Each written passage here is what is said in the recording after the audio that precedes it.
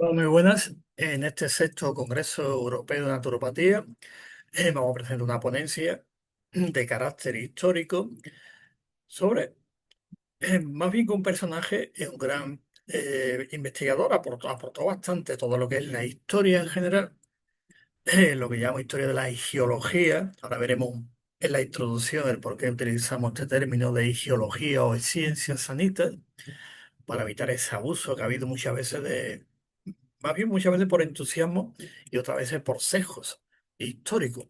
Y como diría Ludwig Wittgenstein, por falta de isomorfismo también. Pero bueno, es, es un personaje muy interesante en la historia de la naturopatía porque en su obra se puede rastrear perfectamente lo que se denomina el criterio naturopático. Ahora veremos las tres partes que se divide la historia de la naturopatía para entender bien el marco histórico y lo que llaman el marco de justificación de desarrollo de la obra de Areteo de Capadocia, que representa un puente muy importante entre el corpus hipocrático y toda la tradición cristiana occidental en la continuidad histórica filosófica de la naturopatía. Y esto es importante destacarlo porque digo, un puente, ¿no? Que capaz de recoger toda la tradición hipocrática y darle una continuidad histórica filosófica con la tradición cristiana. Algo que después de su obra posiblemente ni siquiera fuera consciente de aquello, pero lo hizo porque llegó a ese legado del corpus hipocrático en toda la tradición cristiana, y eso sirve evidentemente a un cristiano occidental, evidentemente eso sirve también de sustrato fundamental en la continuidad histórica filosófica, como digo, de la naturopatía. Así que comenzamos viendo un poquito cómo vamos a enfocar en la ponencia, evidentemente cómo se enfoca la investigación de la historia de la naturopatía. Y esto es muy interesante porque sin entrar en el tema del abuso del lenguaje, lo llaman crear fantasmas semánticos, muchas veces el entusiasmo, como hay otras ciencias, ¿eh? Este fue esto y esto, este fue el primero que el padre de, no, la naturopatía surge en un momento concreto, de un contexto concreto, y lo que hay antes, ahora veremos cómo lo vamos a denominarlo. Y hay también otros historiadores, comentaremos algunos de ellos, que también vamos todos en esta misma línea. Por lo tanto, esta ponencia lo que presenta es un marco metodológico con la mayor rigurosidad, todo a nivel científico, de todo lo que se puede aplicar métodos científicos en la historia, para ese análisis que vamos a hacer historiográfico de la naturopatía como ciencia y profesión. Y evidentemente no caer en ese entusiasmo, como dije antes, en esa lectura entusiástica que puede dar lugar a decir, bueno, pues naturópata era todo el mundo. Bueno, un libro, lo cuento como anécdota, que hace tiempo, ¿no? Que cita al autor, también naturópata, y ha fallecido, que decía que hasta Jesucristo era naturópata. Digo, vaya, eso es el entusiasmo que pongo aquí, igual que otra ciencia. Por ejemplo, dice que Hipócrates era médico. Pero sí, bien, eso es entusiasmo. Otro dice que Almeón de Crotona fue el primer psicólogo. Bien. Algunos dicen que él usó a Areteo de Capadocia por primer neurofisiólogo. Bien. Para evitar todos esos sesgos de entusiasmo, de lectura retroproyectiva, ese nivel, por eso marco aquí, entre comillas, de naturópata como tal, para no denominarlo ninguno como fueron, porque ninguno lo era, evidentemente. Ni Areteo de Capadocia, como algunos. En la historia de otras ciencias de la salud, si entra en detalle, pues ponéis el médico, que Areteo de su vida no se sabe nada, escribe una obra muy interesante, evidentemente, y esa obra, pues, como pasa con todas las grandes obras, pues, se perdió el capítulo primero, el libro segundo, le vienen las traducciones, interpolaciones.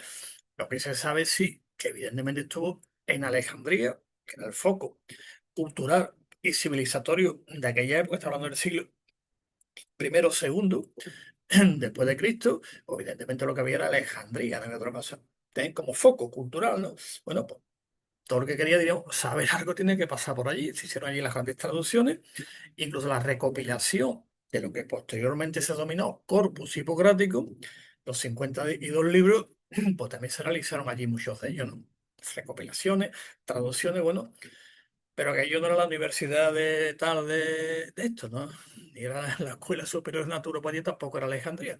Foco cultural, pues se aprendió de una manera como era aquella época. Entonces, para evitar ese entusiasmo de Como hacen otros, que empiezan a poner este esto, este el otro, este el padre de este el otro, la madre, el tío, el abuelo, pues vamos a limitarnos pues a utilizar la terminología de Ludwig Wittgenstein, que es muy interesante, un gran pensador, y se habla de la lógica, la filosofía del lenguaje también, cuando habla de isomorfía entre un concepto, una idea y un término, tiene que haber una isomorfía en la realidad, si no, sería un fantasma semántico que estamos construyendo.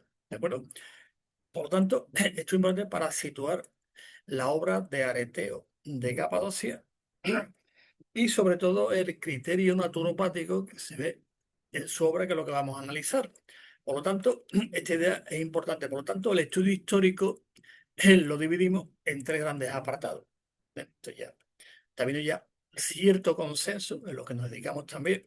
También digo, también pongo el término también a la investigación de la historia de la naturopatía. Bueno, los tres criterios son, aquí está, el criterio naturopático, los umbrales de la naturopatía y la fundación. Vamos a verlo a continuación, aquí están. Estos son los tres. Elemento que es el criterio naturopático, pues esto es una categoría epistemológica que está presente en diversas culturas y autores.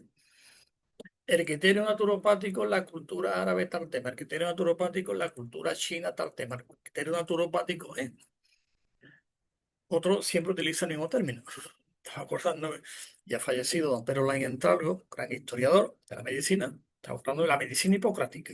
Bien, vamos a evitar caer en esos errores, como la medicina tal, la medicina tradicional que dice la OMS, cae en esos errores de entusiasmo y evidentemente nosotros vamos a utilizar una categoría epistemológica que está presente prácticamente en todas las culturas y en muchos autores, entre ellos Areteo de Capadocia y muchos más, ¿de acuerdo? En segundo lugar, ¿eh? Los umbrales de la naturopatía, y aquí pues entendido como los precursores inmediatos antes de su institucionalización. Estamos hablando del siglo XVIII, siglo XIX. Entonces, dentro de los estudios de la historia de la naturopatía, pues están los umbrales de la naturopatía, que ahora veremos en la fecha concreta para situar el contexto y el análisis de la obra de Areteo de Capadocia, que bueno, que ya que apareció también en el listado para crear cierta polémica, ¿eh? Y algunos han escrito también, digo, estupendo, siempre es bueno la polemos, todo lo que sea polemos, siempre es bueno, para que la ciencia siga avanzando. En tercer lugar está la naturopatía, como ciencia y profesión, fundada en qué año, por 1892 por Benedicto Luis.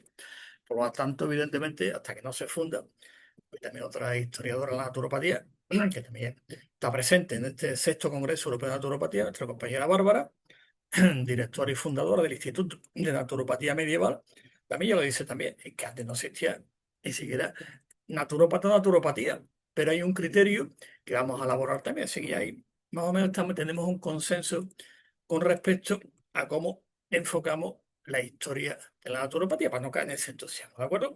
Aquí está Benedicto Luz, la primera definición que dio de naturopatía, ya la hemos visto miles de veces, y la fecha, que alguno pregunta, ¿qué es la fecha exacta cuando empezamos? 1892, que acuña el término, todo lo que viene después, antes no existía. Por lo tanto, sería un poquito decir que, como alguno dice, no, Hipócrates, no, no, es que ni siquiera existió, como muchos, ¿no? Entonces, vamos a hacer un poquito, utilizando bien el sentido de la historia, con rigor, como dije antes, y con racionalidad, y vamos a buscar las categorías epistemológicas, ¿de acuerdo? Bien, pues a diferencia de otras narrativas, de otras ramas de la ciencia de la salud, pues no entran en detalle, que dicen que el padre y empieza con... Bien. Por lo tanto, la naturopatía requiere un enfoque académico preciso, es decir, no todo lo natural, tradicional o espiritual puede ser llamado naturopatía, en el sentido que Benedicto Luz lo definió, científico y profesional. Y me voy a autocitarme, ¿eh? 2022, una conferencia que también estuve dando, esta cita. La naturopatía no se define por afinidad práctica con lo natural, sino por su estructuración epistemológica y profesional desde un criterio racional y salutogénico.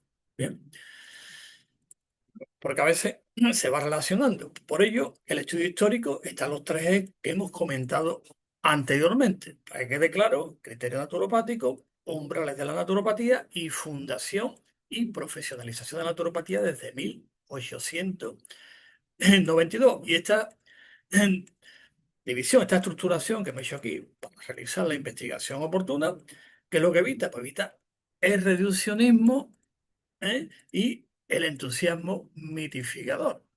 Como aquel naturópata que decía que hasta Jesucristo era naturópata. Digo, vaya, buena definición.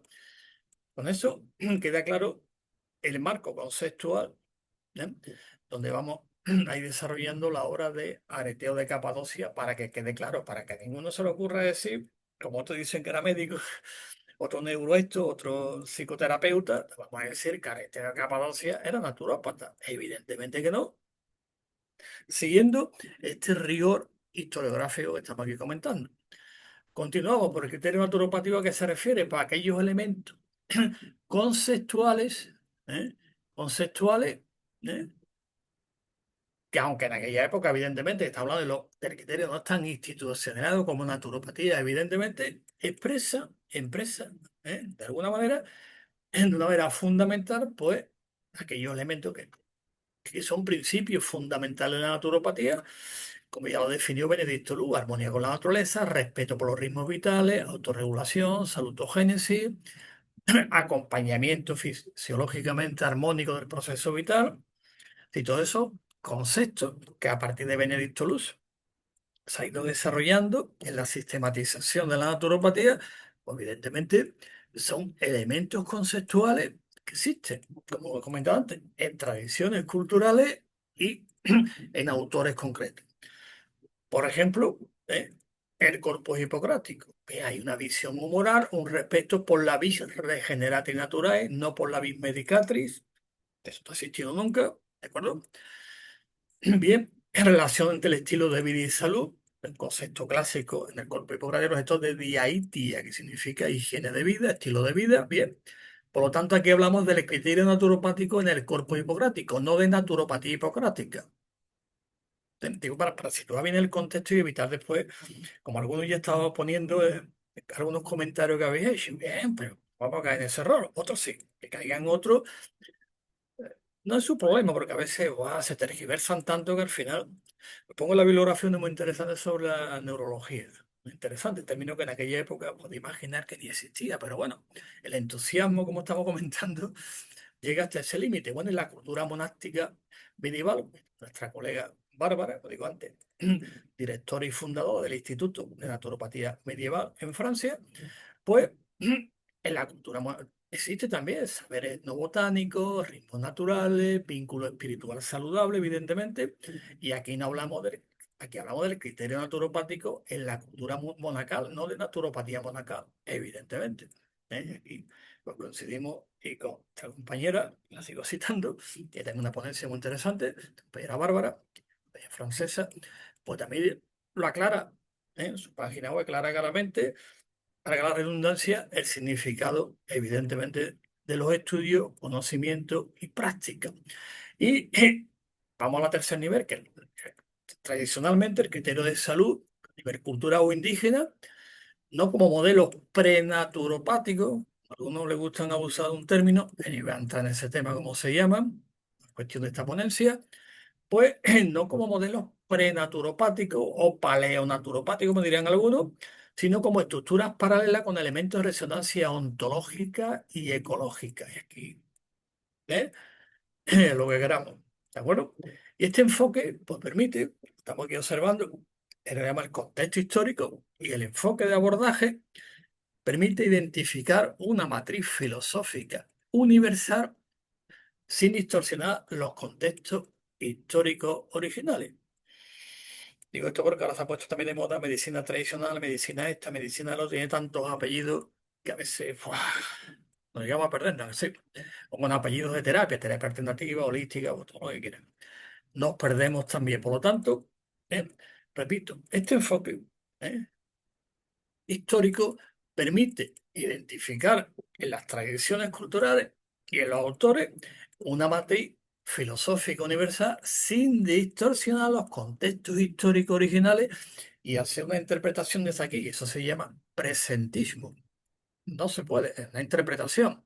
Por lo tanto, continuamos. ¿Ven? Y el segundo eje que hemos comentado son los umbrales de la naturopatía. Evidentemente, analiza figuras y movimientos, obviamente siglo XVIII, XIX, eh, sí, que todavía no se ha formalizado la naturopatía como tal, que dijimos que es 1892. Pues evidentemente contribuyen de una manera decisiva a el desarrollo de la naturopatía, el contexto histórico y el contexto de justificación, donde en este caso concreto, pues Benedicto Luz pues, participó y lo vivió directamente. Iguales son, diríamos, los dos elementos clave de los umbrales de la naturopatía, pues la Naturheilkunde alemana, o centroeuropea, mejor dicho, con Vincent Preisne, Sebastian Sney, Luis Kuhne, por nombrar algunos de ellos, ¿eh? Que son los que están ahí desarrollando ya todo lo que evidentemente anteriormente ya existía en el criterio naturopático. Por ejemplo, es algo interesante que a Vincent Preisne le llamaban el Rousseau, era un filósofo, Jean-Jacques Rousseau, francés, él le llama el Rousseau del agua. Curioso también, ¿no? Y todo un proceso, hay un continuo histórico, queramos o no, hasta que se funda la naturopatía y después el otro gran movimiento es la Nature Cure, lo digo en Span English, Nature Cure americana, como Nasser Tartrar, Graham, Kello, Alco, bueno, todos los clásicos. Thompson, como podéis observar aquí, van hablando de todos los mismos temas que se recogen en la naturopatía que Benedicto Luz después en su definición original y en su primera sistematización lo recoge. ¿Eh? Bien, y estos son autores, son precursores clave dentro de los umbrales de la naturopatía. ¿Eh? Sí, evidentemente, decía es que Vincent Preisne es el padre de la naturopatía europea. ¿No? No, vamos, no empecemos ya con. Mira que Ludwig Wittgenstein lo dejó claro en sus tratados lógicos filosóficos, pero bueno, siempre está el entusiasmo, como hemos visto antes, reduccionista, de decir, bueno, que Vincent Preisne también lo era, ¿no? Tral era, ¿no? Ahora, ¿existe el principio de Tral, que estudiamos naturopatía? Sí, evidentemente. ¿Te diste el principio de Thompson? Sí, que también lo utilizamos. ¿Existe el principio de Kuhne? Sí, es que lo recogemos. ¿De acuerdo? Y se recoge, evidentemente,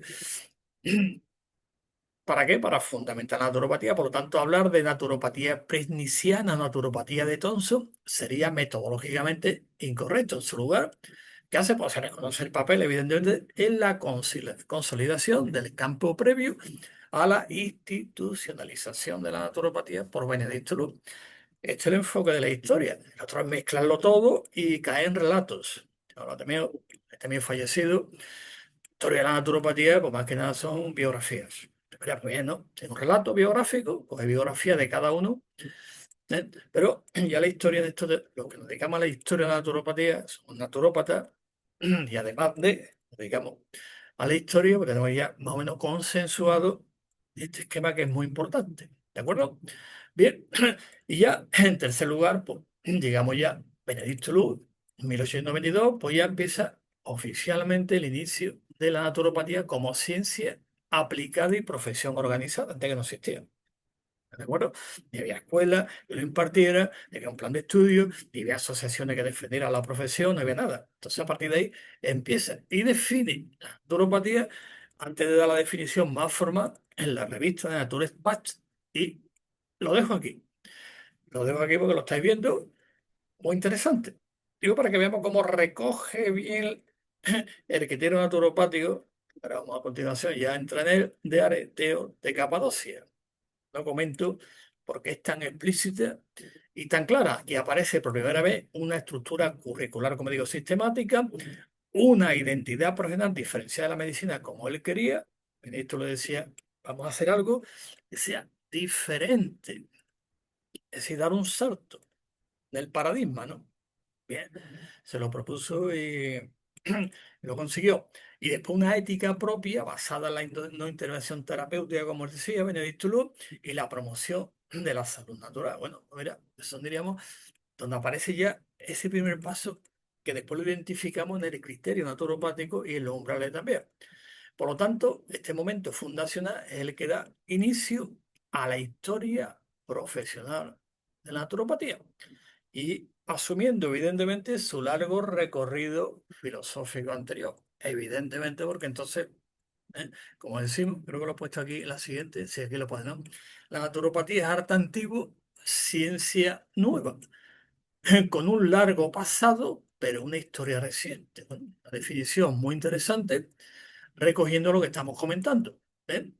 reconocer su fundamentación histórica sin confundir afinidad filosófica con identidad profesional, que se confunde, ¿eh? Lo hemos visto incluso actualmente, lo vemos en las redes sociales, cómo se confunde la afinidad filosófica con identidad profesional.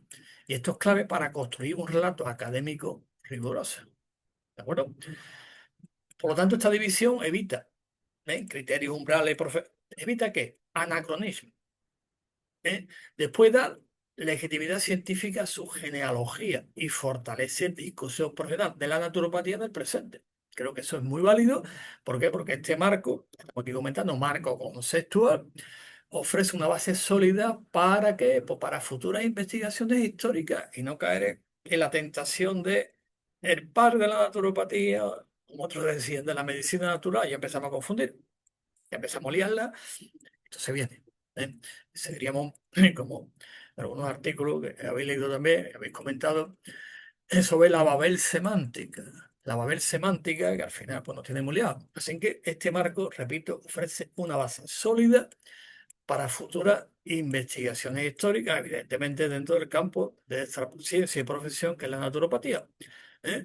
Y esto que ha quedado lugar para que nos posicionemos como una ciencia con raíces profundas y desarrollo contemporáneo. ¿Sabes? Que esto queda claro, evitamos relatos, evitamos el entusiasmo, evitamos los reduccionismos, evitamos los anacronismos, evitamos todo esto. ¿De acuerdo?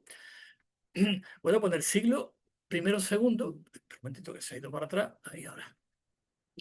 En el primero segundo, extraer aproximadamente, porque como dije antes, no hay datos sobre su persona, solamente su libro, tuvo en Alejandría, fue coetáneo de Galeno también. Bueno, hay un momento que vamos a destacar histórico muy importante de la continuidad del corpus hipocrático, que después hubo otros que dieron rompemos con el corpus hipocrático, rompemos incluso con la propia filosofía greco-latina y rompemos con todo e inventamos una cosa nueva. Bien, él recoge la tradición. ¿Por qué? Muy sencillo. Aquí utilizamos un término, podéis aquí no, esta floreció una figura con marcado pensamiento de la ciencia sanitaria. Era romano, de una cultura romana, de aquella época. Está hablando todavía en Roma prácticamente, pues cae en el 475 aproximadamente, que cuando empieza la Edad Media. Antes de la Edad Media, incluso antes de San Agustín de Hipona, por ejemplo, digo para situar los contextos. Y después, evidentemente, de Platón, de Aristóteles, todo eso también fue posterior también. ¿sí? Incluso coetáneo de la Academia Platónica, que fue Justiniano que la cerró posteriormente. Es decir, que hay todo un contexto histórico y un contexto de utilización. No sé, fijaros el término de ciencia sanitaria. Bien, si leí otras cosas por ahí, el médico, tal, no sé cuánto, tal, era médico. No, usted no, no. No existían facultades ni estudios, ni el término médico existía ni en el griego ni en el latín de aquella época, ¿de acuerdo? Bien, entonces ciencia sanitaria sí existía como tal. Esto es posterior, un poco posterior. Esto fue un papa, ¿de acuerdo? Ahora sí fue Gregorio I. Si no, alguno de ustedes que tenga por ahí un poco de memoria histórica también que diga quién es acuñar el término de ciencia sanitaria, que traducida a español significa ciencia de la salud, porque ahí se hablaba de muchas cosas. Porque todo el mundo dice, es el padre de esto, la psicología de esto, lo otro. ¿Por qué? Porque hablaba de todo y de filosofía. ¿eh? Por lo tanto, marcado pensamiento de la ciencia sanitaria, porque si le otro litro pone la medicina, tal, no sé cuánto latino, no sé cuánto, que no existió. ¿eh? En la ciencia sanitaria y filosofía de, por ejemplo, de aquella época. Grecia, en lo que hubo en principio de Roma, pero que Roma venía de Grecia, incluso el panteón griego se trasladó al panteón romano también. ¿De acuerdo? Por lo tanto, Areteo de Capadocia, y utiliza que el término galeno, que bien galeno, como bien sabéis, en el siglo XVI, ¿no? Llamaban galenos. ¿De acuerdo? Los galenos, fue coetáneo de Galeno, tuvieron unos debates también muy interesantes. Capadocia, todo el mundo sabe dónde está, Asia Menor, lo que ahora es Turquía, ¿de acuerdo? Helenística, esta confluencia del helenismo clásico, que empieza con Alejandro Magno, todo aquello, bueno. Que veamos el contexto, lo importante el contexto en Asia Menor, un desarrollo cultural impresionante y filosófico también, ¿de acuerdo? Ese contexto, Arete de Capadocia, evidentemente, pues bebe de la fuente del corpus hipocrático y del hipocratismo clásico, evidentemente. ¿De acuerdo? La escuela de Platón todavía no se había cerrado. Nestorio que es posterior, todavía no la habían expulsado de la iglesia, por la herejía famosa que después se va a Oriente, se lleva todo el corpus hipocrático allí, como ya hemos comentado en otras conferencias. Después ya los árabes llegan allí, va, venga, traducimos, volvemos otra vez a Europa a través del Califato de Córdoba. Bueno, todo eso, él es anterior a todo eso, o sea que va recogiendo toda la tradición del legado hipocrático. Legado hipocrático que todavía prácticamente faltaba algunos libros del corpus hipocrático, porque el primer libro, voy a llamarle libro, ¿vale? Manuscrito es del siglo VI antes de Cristo y el último es del año del siglo III después de Cristo. Por lo tanto, fijaros, Areteo, o si durante el siglo I y segundo, todavía le faltarían algunos libros todavía del corpus hipocrático. Ahora, lo esencial, sí lo recoge, ¿de acuerdo? Y, y como comenté antes, precursor también, ¿eh? Sin saberlo mucho, eso se puede ver a través de su obra, de una sensibilidad del cristianismo ya europeo de aquella época incipiente que estaba, estaba apareciendo. Veremos la influencia que tuvo también con los benedictinos a través de Casiodoro, una vez que el Imperio Romano cae, ¿eh? Que marcaría profundamente la noción de salud, cuerpo y compasión durante la Edad Media. Fíjate la importancia, ese, diríamos, puente de unión, ¿no? Hacia Europa, ¿no? Y lo llama el humanismo cristiano, ¿no? Y obviamente los benedictinos, como veremos a continuación, por ende, Areteo constituye un eslabón clave en la continuidad histórica epistemológica de lo que hoy, desde la naturopatía, reconocemos una concepción integradora del ser humano, su entorno, su proceso vital, su alimentación, el clima, y ahora veremos un concepto muy interesante que desarrolla también dentro de esa escuela, eh, después de, en el siglo I o segundo, eran varias escuelas, la escuela ecléctica y la escuela neumática, con la P delante. Ahora veremos el porqué, ¿de acuerdo? Por lo tanto, un eslabón clave en la continuidad histórica, epistemológica de lo que hoy, desde la naturopatía, evidentemente, del marco conceptual, que es donde estamos analizando, que previamente presentado, reconocemos como una concepción integradora del ser humano. En aquella época todavía no estaba esto, el corazón, esto lo llaman una clasificación nosológica. ¿De acuerdo? Esto es posterior al Galeno que lo va haciendo. Bueno, pues toda esta concepción integradora, su entorno, su proceso vital, y en esta confluencia donde reside este enorme valor de la obra de Areteo de Capadocia para el pensamiento naturopático moderno. Ahí reside. Bien.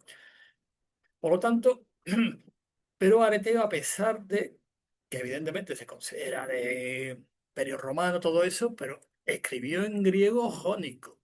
¿Ven? Complicado después traducirlo, porque muchas obras, como bien sabemos del griego, después se tradujeron también al latín. ¿Ven? Y muchas de aquella cultura, incluso del hebreo clásico, también se tradujeron también en Alejandría, o sea, Biblioteca de Alejandría, dada por Alejandro Magno, muchas Alejandría, no solamente una, sino está en la clásica que está ahora actualmente de Egipto. Bueno, escribió en griego jónico y su estilo es de los autores clásicos. ¿eh? Esta es una traducción a español, que la podéis ver en bastantes sitios, pues aquí va que se va bien, aquí está. Si la veis en el griego jónico clásico, todo parecido, ¿eh? Es pura coincidencia, simplemente que a partir del año 1840 y algo, no voy a entrar en los detalles de todas las traducciones que se han hecho, la de la primera traducción. En español, evidentemente, mucho más tarde nos hace. Y fijaros la traducción que le han dado, cosa que evidentemente ni síntomas ni las causas aristotélicas, un tema muy complicado, la etia se traduce por causa, bueno, la etia aristotélica es muy interesante. En aquella época, para ahora síntomas no existían, ¿de acuerdo? Enfermedades tampoco existían, en aquella época, ni agudas tampoco existían. Aquello existía el término que veremos ahora, discrasia, paracrasia, es decir, esos son literalmente cómo se traduce. Pero después viene el entusiasmo y dice, no, enfermedad aguda y crónica. No, el libro no habla de eso para nada, ¿de acuerdo? ¿Eh? Dicen todas las cosas, por ejemplo, aludiendo, fijar hasta qué punto el tema de las eliminaciones intestinales, pues, que tiene un olor fuerte, tal, y dice, esto es debido a comer trigo. Conclusión, la enfermedad celíaca la describe vamos antes, entusiasmo ahí reduccionista, ¿no? Anacrónico, ¿no? Cabloni, después dice que acuñó el término diabetes, y usted diabetes no decía que diabetes es día a través de betie, que significa andar, caminar, bailar, ¿entiendes? ¿No? Digo que a veces cuando leemos las cosas en su contexto histórico, hacerla bien, por lo tanto, yo lo traduzco literalmente porque lo voy a ver en todas partes y hago esta matización, ¿no? Pues evidentemente, impronta hipocrática se nota de los libros que ya estaban escritos, ¿eh? Pues se ve perfectamente desde la diaetia, la alimentación, las res no naturales también, es decir, que se ve claramente el tema. Y ahí es importante, ¿eh?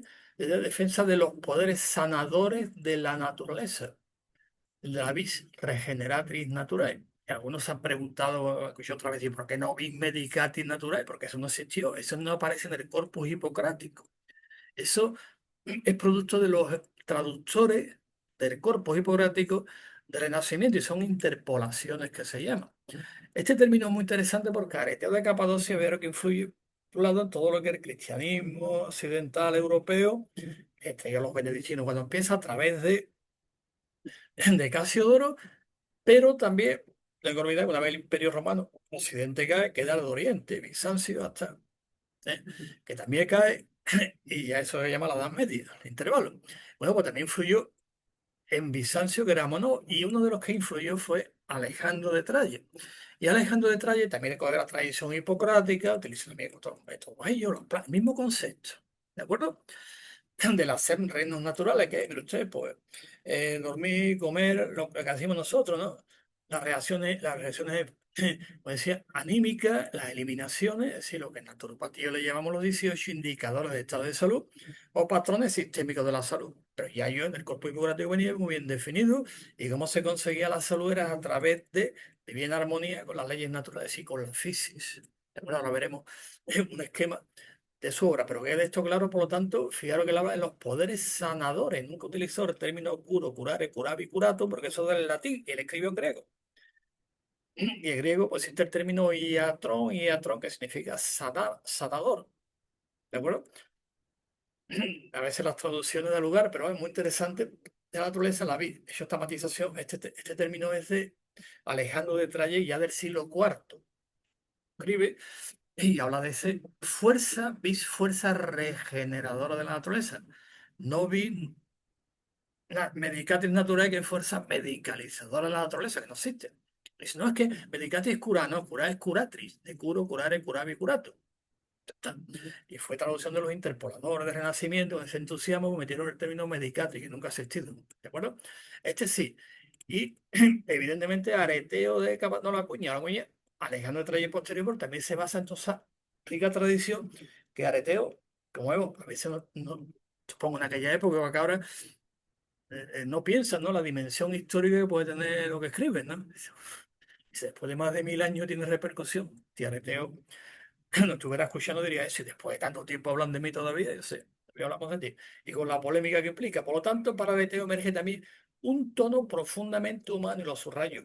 El centro en la persona, casi espiritual también, aunque, ¿eh? Siguiendo lo que vimos antes, decía Benedicto Luz, que lo diferencia de los galenistas rígidos de los dogmáticos racionalistas de aquella época, antes yo Galeno, que rompe con la discrasia, con todos los términos, y tenía que elegir entre patos y nos. Había un debate en aquella época muy interesante entre el patos y el nos, ¿eh? Citando a los grandes historiadores, la medicina que éramos o no, pero la en el trago, pues habla de que la escuela de Cos, de la que supuestamente era Hipócrates, era más bien, dice que patológica, y la escuela de Esquenido es nosológica. Bien, ese debate lo hubo hasta Galeno dice, no, se acabó el pato y nos vamos a nosología, pero curiosamente el pato ha seguido adelante. Y esto se ejemplifica, por lo que queréis leerlo, que en el corpus hipocrático hay dos obras muy curiosas. Una es peripato y otra perinoso. Así que es diferente una cosa de la otra. Seinoso es lo que ya Galeno lo traduciríamos a español por enfermedad. ¿De acuerdo? No pato, pero aquí da el pato como patología, más bien que nosología. Curioso la historia, interesante, y por lo tanto, para Beteo emerge también un tono profundamente humano frente a los galenistas rígidos, como estamos comentando antes. Dice, el sanador debe ser ante que nada un amigo del sufriente, sabio en palabra y sereno en su juicio. Sufriente es pato, ¿de acuerdo? Pato significa sufrir, de donde viene la pasión, viene la apatía, no significa enfermedad. Bien, aquí lo traduzco dentro de la literalidad. Otros hubieran traducido: el médico debe ser antes que nada un amigo del paciente, sabio. Ahí no pone paciente, ahí pone pato, sufriente, ¿vale? Pone noso. Digo, las traducciones son importantes también, por eso hay que irse al fundamento. En el griego están los dialécticos clásicos, el ático y el jónico, y lo que es lo que hay. Lo demás es, me lo invento por el entusiasmo reduccionista y por otras cosas también. Dicho esto, esta actitud ética que plantea Areteo de Capadocia y empática, evidentemente va a resonar profundamente en todo ese proceso naciente que se llama de la sensibilidad cristiana de aquella época. En alemán se dice la Urgemeinde, ¿no? De aquella época, ¿no? Que ya empieza a constituirse poquito a poco, hasta que llega Constantino, siglo IV, 313, en el Edicto de Milán, etcétera. Pero ya se va, fijaros qué interesante, ¿eh? Cómo esta actitud ética y empática, ¿ve? Aquí viene patos, pático, ¿eh? Esto viene pato, ¿no? Aquí viene el patos, ¿eh? No pone enfermedad.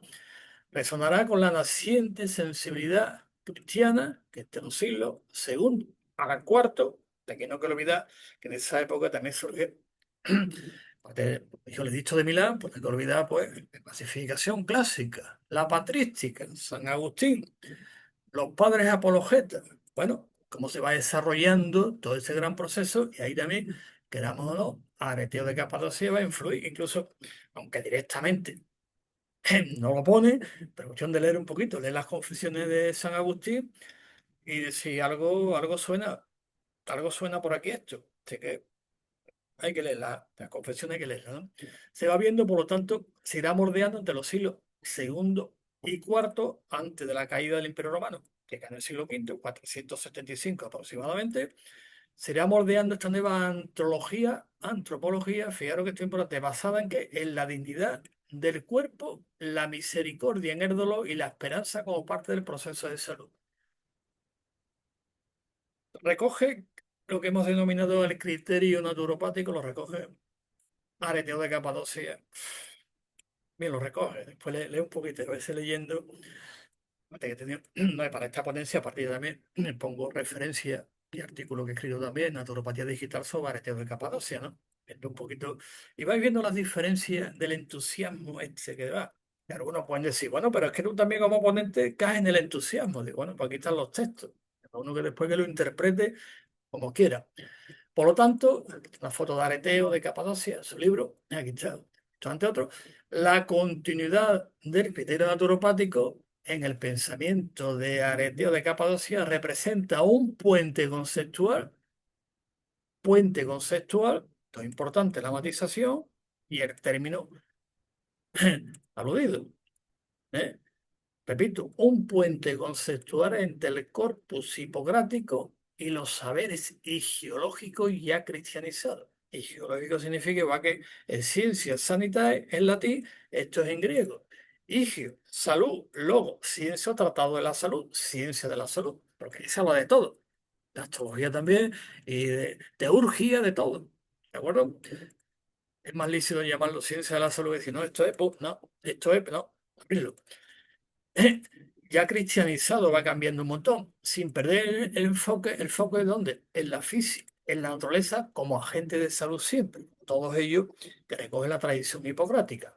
Y este legado se refleja en tres claves importantes en la obra de Areteo de Capadocia. ¿Ven? Y que como veremos son actores pilares de la naturopatía también, queramos o no. Vamos a ver cuáles son las tres claves fundamentales de su obra. La primera de todas ellas, pues, la primera de todas ellas, pues, evidentemente, igual que todos los autores, y repito en plural, autores del corpus hipocrático, porque Hipócrates no escribió nada, ni existió, ni nada, ni ningún dato histórico. O sea, supuestamente, si hay una biografía de Sorano, no, Sorano son 15 renglones que habla ¿eh? de otra cosa, ¿vale? Bien, por lo tanto, reconoce en la fisis, que el término que se acuña, naturaleza del cuerpo, una fuerza autorreguladora, que ya Alejandro de Tralle le llamó la vis regeneratrix naturae. No busca suprimir síntomas, sino apoyar el movimiento natural del organismo hacia el equilibrio. tiene que comer, cómo tiene que respirar, qué tiene que hacer, qué climas tiene que tener, qué tienes que hacer esto, cómo tienes que vivir. En armonía con la física, en la propia naturaleza. Y Areteo añade un quinto elemento a la clásica estiquiología griega. ¿Ven? Los elementos clásicos, tierra, agua, aire y fuego. ¿De acuerdo? Yo he puesto aquí lo del quinto, pero vamos a hacer un pequeño inciso para debatir. El quinto elemento lo introdujo Aristóteles, que era el éter, ¿vale? Pero aquí introduce un término muy interesante que es el neuma. El neuma. Vamos a traducirlo por espíritu, pero neuma, ya sabéis, neuma, neumonía, neumólogo, neumático, aire. ¿A qué nos suena esto? Obviamente nos suena a un principio vital, ¿de acuerdo? El vitalis, naturalis. ¿Qué es el vitalis naturalis? El vitalismo, que es el neuma, por lo mismo que el chi o el ki oriental y el prana en la India. El sánscrito es lo mismo. Entonces, el mismo concepto podía aplicar nosotros aquí en Grecia, la cultura greco-latina y ya todo el humanismo posterior se le llama neuma, espíritu. Bueno, espíritu no es la traducción, porque espíritu es psique, sería más bien el aire. Lo que respiramos, lo que viene por ahí, igual que el prana, es lo mismo, el mismo concepto que el planteo. Por lo tanto, que lo, que lo penetra todo, igual que el prana, igual que el chi, igual que todo, ¿no? Y cuya alteración es lo que produce la discrasia, que la discrasia es por la alteración de lo que es lo normal. ¿Qué es lo normal? Lo normal es tener salud, tener salud que es por hacer no naturales. La comida, la alimentación, el sueño, la vigilia, las eliminaciones que yo decía. ¿De acuerdo? Y, y eso, si lo llevan en equilibrio, funciona. Eso lo llamaban ellos diaitia en el corpus hipocrático, con diaitia. Diaitia que después de traducido por dieta, que eso no tiene nada que ver. Diaitia significa higiene de vida. Día a través de la aitia, higiene de vida. ¿De acuerdo? Por lo tanto, le introduce el neuma y a partir de ahí los historiadores, ellos, pero la entrado y algunos más, le llaman la escuela neumática. Inicia Aleteo de Capadocia, la escuela neumática, bien, pero lo que inicia realmente un aspecto muy importante, que es lo mismo que el prana y que el chi. Entonces, el neuma. Y si el neuma, que es lo que impregna todo, que entra evidentemente a través de la respiración, de los debates, que si va primero al cerebro, vamos a utilizar términos de aquella época, y después se va viendo que si va al corazón primero, que del corazón va al cerebro, es lo que da la vida, es el neuma. ¿De acuerdo? Igual que el chi, repito, igual que el prana, no es algo extraño. Por lo tanto, como lo penetra todo y si se altera, produce la discrasia. ¿Eh? Por lo tanto, como decía, igual que todos los clásicos, dice la salud es el estado natural del ser humano. Cuando el estado natural se pierde, viene la discrasia, la alteración. Están los humores, si Almeón de Crotona dice que la salud por el equilibrio de las energías, de la dinamis. ¿Eh? Ahora, si gobierna, si sale uno de ellos, dice monarquía, si uno de ellos viene de desequilibrio. Y que hacemos, por la naturaleza va a tender siempre al equilibrio, queramos o no. Ya posteriormente, a partir de Galeno, ya no son la enfermedad, no son, la enfermedad también es natural. En cambio, todavía hasta esa época, entre ellos, Areteo de Capaz decían, no, lo normal es la salud, ¿de acuerdo? Que es el equilibrio, ¿eh? La dinamis, de los humores, si hay equilibrio, evidentemente hay salud, si no, te pierdes. Y el neuma, por neuma, evidentemente, como lo penetra todo, pues en la base de los humores se puede desequilibrar también viene la discrasia, término griego. Alteración de la crasia, que es la crasia por el estado normal del ser humano en la salud. ¿De acuerdo? Sí. En griego es así, lo dejo en griego la traducción porque ese debate fue fortísimo, ¿eh? Y con Galeno, posterior hasta sin dejar, bueno, tremendo debate, ¿no? Bueno, observación integral del ser humano. Ya primero lo hemos visto que está aquí. Ay, espera, déjame ir un momentito. Ay, espera, aquí está, un momentito. Ahí va. Lo de aquí, aquí está. Bien. El primero, el concepto de física que estamos observando. Bien. El segundo, observación integral del ser humano. Describe no solo signos clínicos, como algunos dicen, no, es que describe la epilepsia, describe la diabetes, describe, bueno, tranquilo, tranquilo. En aquella época ni siquiera existía lo clínico, clínico significa cama. Bien. También el tono anímico, porque lo describo bien, el tono anímico, el lenguaje, la postura, la alimentación y el modo de vida del sufriente. Sigo utilizando el término que lo utilizaba en aquella época. Término paciente hasta Galeno y posterior no se utilizaba. Utilizaba el término patos, el término noso, ¿vale? Bien, fijaros qué interesante las puntualizaciones que hace también Areteo de Capadocia, aparte de describir, describimos esto de una manera muy, bueno, de aquella época y del griego traducido, ¿eh? Cuidado, que no describe la diabetes, no, hombre, no describe la diabetes, es un concepto posterior del siglo XVII, creo que es, diabetes mellitus, ya, porque la orina era dulce, bien, pero no empecemos a ver cosas donde no hay, ¿eh? ¿De acuerdo? El entusiasmo, vamos a calmarnos con el entusiasmo, pero él sí describe, aparte de los signos, el tono anímico, el lenguaje, repito, la postura, la alimentación, el modo de vida del sufriente. Y esto que no suena, esta visión holística que no suena, es idéntica al actual criterio naturopático de intervención sobre el terreno vital. No sobre un problema de salud aislado que viene a nuestra consulta. O nos pregunta el naturópata, ¿ustedes en qué soy especialista? O decimos, pues en persona. Bien, pero no implica, pues, de parte de su biología, psique, su entorno social y ecológico, el paradigma ecobiopsicosocial de la naturopatía. Bien, y después plantea también su obra. Está publicada, ¿eh? En inglés también, podéis verla en internet. En griego clásico es complicado, hay frases también que pueden traducir, pero creo que está traducida al inglés. Se puede conseguir, ¿eh? Ética de la cercanía. Lejos del sanador arrogante, como él habla, Areteo propone una relación salutogénica centrada en la dignidad del otro. Es una interpretación, no una traducción literal, pero se ve. Esta mirada anticipa la praxis humanista del profesional naturopata actual, que sí. Por lo tanto, son tres claves que estamos viendo. La fisis, fundamental, que recoge toda la tradición del pensamiento griego, ese salto del mito al logos, ¿de acuerdo? La observación integral del ser humano y la ética de la cercanía. Eso, toda la obra se plasma, ¿de acuerdo? Y como conclusión, que esto ya es importante, saquemos la conclusión, Areteo, una figura importantísima de la tradición naturopática. Por lo tanto, como naturópata, y dentro de la historia de la naturopatía, de la ciencia y profesión naturopática, al reconocer y reivindicar la figura de Areteo, no solo recuperamos el saber ancestral, que eso es importante, sino que se inscribe una línea histórica coherente con sus principios. Salud como equilibrio, como estamos viendo, naturaleza como aliada, que viene en armonía con la naturaleza, y persona como protagonista, elemento clave y fundamental, que ya la Edad Media después lleva a influir posteriormente, como he dicho también, en los benedictinos, aquí las primeras órdenes monacales, la San Benito Abad en Montecassino, recoge también esa tradición a través de Casiodoro, un poquito la historia como es, bien, se recoge también toda esa cultura muy interesante a través de la norma de San Benito, lo llaman la regula vitae. Esto hay que tenerlo en cuenta y más ahora en que el conocimiento está muy fragmentado. ¿Verdad que sí? En tiempos del conocimiento se fragmenta y se olvida, recordar Eteo es honrar la sabiduría integradora que da fundamento a nuestra profesión. Y aquí os pongo una bibliografía, para ir ampliando un poco más el tema. Pero claro, entonces, pues, hombre, es más complejo. Hombre, claro, podríamos llevar aquí ahorita un curso completo sobre Areteo de Capadocia, pero su influencia es fundamental como puente de unión del cuerpo hipocrático.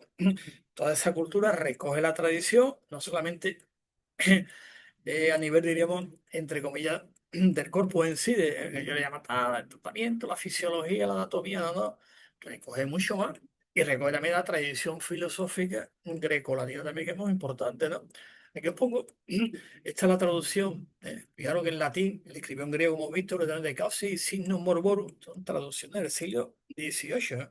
No hay que olvidar que el latín, durante mucho tiempo, fue el idioma internacional, ¿eh? Que no escribe en latín, como el que no escribe en inglés, no publica. Era en latín. Bueno, de causa y signo mórbido, yo creo que morborum, pero Greto después de aquí, después de una historia general de la medicina, he puesto esta, también estaba de Don Pedro Laín Entrado, como muy interesante. García Ballester, por ejemplo, este también muy interesante, está antiguo, publicando ese sí. Este es un clásico, del año 96, publicado en Florencia, está en italiano, pero se lee perfectamente, hay muchas referencias históricas. Este está en alemán también, el año 71, que sepa alemán, porque se traduce y de ahí se puede. Te vamos a meter después. Este está en español, en la revista Neural, fijaros lo que comenté antes. Este artículo sí, se puede perfectamente entrar en internet, pues le dais y lo leéis enterito, está muy bien. De ahí hay muchos comentarios. El libro es Areteo de Capadocia, siglo II después de Cristo, y las primeras descripciones neurológicas. Entonces, Si el término neurología no existía en aquella época, ¿cómo va a ser complicado, no? Pero bueno, os lo pongo aquí para un poco. ¿Eh? Describe, y yo después, desde el presentismo lo interpreto, digo que hace neurología. Lo que me falta decir también que era el padre de la neurología, también era Aretino de Capadocia, porque de la psicoterapia también dice que no. Bueno, y después naturopatía digital, pues cuaderno de historia de la naturopatía, ven también un artículo que tengo escrito sobre Aretino de Capadocia y mucho más que podéis ver también sobre Casiodoro que he comentado antes, sobre los nestorianos, todos esos aspectos para que veamos cómo hemos llegado hoy aquí a donde estamos. Porque no conocemos la historia, evidentemente, que eso le da fundamento al presente de la naturopatía y sabe a dónde vamos, si no nos quedamos en las cuatro cositas. Bueno, y después aquí al final creo que viene, por parte de las gracias, evidentemente, por la atención prestada, cualquier duda, pregunta, crítica, lo que sea, siempre dentro de la educación, el respeto y la racionalidad específica en la obra de arte, pues hacer los comentarios oportunos, como ya había hecho algunos, iré contestando, por lo tanto, y aquí está el blog, donde podéis, Naturopatía Digital, y podéis mirarlo, publico ahí, os podéis daros de arte y cada vez que sale un artículo os va a llegar también. Aquí está el correo electrónico donde podéis ponerse en contacto conmigo y después Instagram, Facebook, Telegram. Estamos en todas partes, pues, divulgando la ciencia y profesión naturopática. Y ciencia y profesión tiene su historia. Y sin historia, el continuo se pierde. Si, oye, esto de la naturopatía, ¿de dónde viene? ¿De quiénes son? Todavía hay muchos que ni nos conocen, no saben ni quiénes somos. Es una experiencia. En consulta llega, no se viene quién venía, tuve que explicar. Todavía en el siglo XXI. ¿Por qué? Pues evidentemente conociendo la historia. Bien, de dónde venimos, con el marco conceptual que hemos comentado antes, cómo hay que hacerlo, no, el entusiasmo, de que hasta Jesucristo era naturópata, o Hipócrates también era naturópata, y aquí todo el mundo es, o bien se emprende también, ¿no? Hasta llegar a la actualidad del siglo XXI, pues se ha ido desarrollando todo un proceso histórico, de que ya Benedicto Luz funda la naturopatía, la sistematización importante, la conceptualización, la nomenclatura, que también es muy importante, que la inicia también, aparte de Benedicto Lupo, Louis Blumer, con la primera clasificación de la naturopatía en el año 1914. Esa continuidad histórica parece que ya hemos llegado al siglo XXI y sabemos dónde vamos como profesionales naturópatas, que es el objetivo de conocer la historia, conocer las raíces, por qué estamos aquí y a dónde vamos como profesionales. Así que muchas gracias y nos vemos en otro evento y repito, cualquier pregunta de la que sea, pero con educación y racionalidad específica en la obra de arte. Muchas gracias.